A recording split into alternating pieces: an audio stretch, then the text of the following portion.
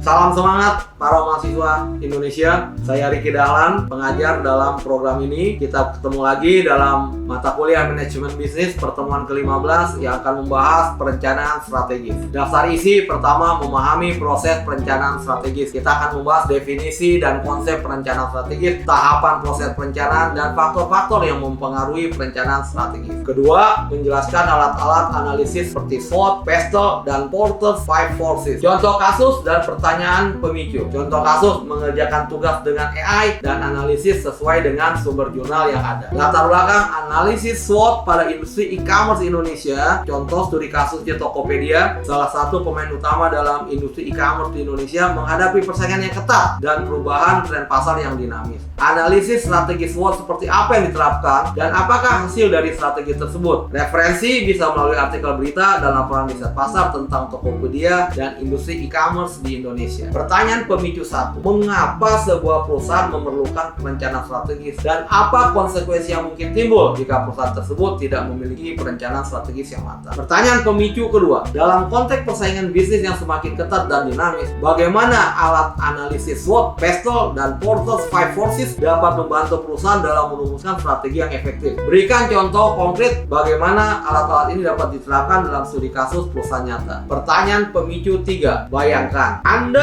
ada seorang konsultan manajemen yang disewa oleh perusahaan yang sedang mengalami penurunan kinerja. Bagaimana Anda akan menggunakan pendekatan perencanaan strategis dan alat analisis yang relevan untuk membantu perusahaan tersebut keluar dari keterpurukan dan kembali meraih kesuksesan? Memahami proses perencanaan strategis. Definisi konsep perencanaan strategis. Pengertian perencanaan strategis yaitu proses sistematis dan terarah yang dilakukan oleh suatu organisasi untuk menetapkan tujuan, menentukan strategi, dan mengalokasikan sumber daya untuk mencapai tujuan tersebut dalam jangka panjang. Tujuan dan manfaat perencanaan strategis. Pertama, memberikan arah yang jelas bagi organisasi. Kedua, membantu organisasi beradaptasi dengan perubahan lingkungan. Ketiga, meningkatkan efisiensi dan efektivitas penggunaan sumber daya. Keempat, meningkatkan koordinasi dan komunikasi antar unit kerja. Kelima, meningkatkan motivasi dan kinerja karyawan. Perbedaan perencanaan strategis dengan perencanaan operasional. Pertama, menyangkut pusat bahasan. Perencanaan operasional yaitu menyangkut masalah-masalah dalam pengoperasian. Sementara perencanaan strategik kelangsungan pengembangan usaha yang bersifat jangka panjang. Dalam sasaran, perbedaannya adalah perencanaan operasional fokus pada laba sekarang, sementara perencanaan strategik berfokus pada laba di waktu yang akan datang. Batasannya, perencanaan operasional lingkungan sumber daya sekarang, sementara perencanaan strategik lingkungan sumber daya waktu yang akan datang. Dalam hasil yang diperoleh, perencanaan operasional menyangkut efisiensi dan stabilitas, sementara perencanaan strategik menyangkut pengembangan potensi mendatang. Informasi dalam perencanaan operasional menyangkut dunia bisnis saat ini, sementara dalam perencanaan strategik menyangkut kesempatan di waktu yang akan datang. Organisasi, perencanaan operasional bersifat birokratis atau stabil, sementara perencanaan strategik bersifat kewirausahaan atau fleksibel. Kepemimpinan, perencanaan operasional bersifat konservatif, sementara perencanaan strategik bersifat mengilhami perubahan radikal. Dalam hal pemecahan masalah, perencanaan operasional berdasarkan pengalaman masa lalu, sementara perencanaan strategik bersifat antisipasi atau menemukan pendekatan-pendekatan yang baru. Resiko perencanaan operasional bersifat relatif rendah, sementara perencanaan strategik bersifat relatif tinggi. Penetapan visi, misi, dan nilai-nilai organisasi. Visi, gambaran ideal masa depan organisasi yang ingin dicapai. Misi, yaitu pernyataan tentang tujuan utama dan alasan keberadaan organisasi. Nilai-nilai menyangkut prinsip-prinsip yang menjadi landasan perilaku dan pengambilan keputusan organisasi. Formulasi strategi, yaitu memilih strategi yang paling sesuai untuk mencapai visi dan misi organisasi berdasarkan analisis lingkungan. Beberapa strategi umum yaitu strategi pertumbuhan, strategi diferensiasi, dan strategi biaya rendah. Implementasi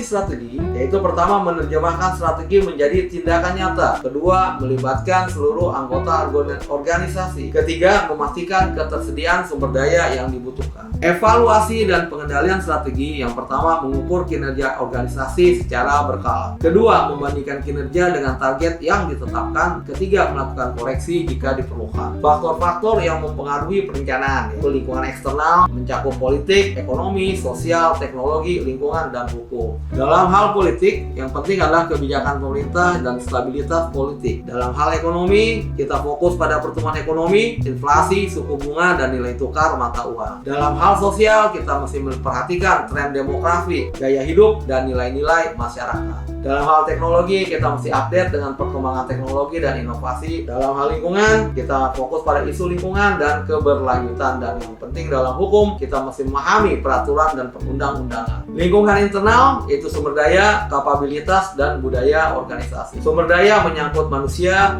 keuangan, teknologi, dan informasi. Kapabilitas yaitu kemampuan organisasi dalam mengolah sumber daya. Ketiga, budaya organisasi yaitu nilai-nilai keyakinan dan norma yang berlaku dalam organisasi. Kepentingan stakeholder. Pemangku kepentingan atau stakeholder adalah pihak-pihak yang berkepentingan dengan organisasi seperti pemilik modal, karyawan, pelanggan, pemasok, pemerintah, dan masyarakat. Kedua, kepentingan stakeholder dapat mempengaruhi perencanaan strategis organisasi. Sumber bacaan yang penting untuk Anda adalah If R. Davids yang dicetak tahun 2017 berjudul Strategic Management: A Competitive Advantage Approach, Concept and Cases yang diterbitkan oleh Pearson Education. Kedua, yang ditulis oleh T.L. Whelan dan J.D. Hunger yang dicetak tahun 2017 berjudul Strategic Management and Business Policy, Concept and Cases yang juga diterbitkan oleh Pearson Education. Yang ketiga adalah G.A. Pierce dan R.B. Robinson yang dicetak tahun 2018 yang berjudul Strategic Management, Formulation, Implementation, and Control yang diterbitkan oleh McGraw-Hill Education.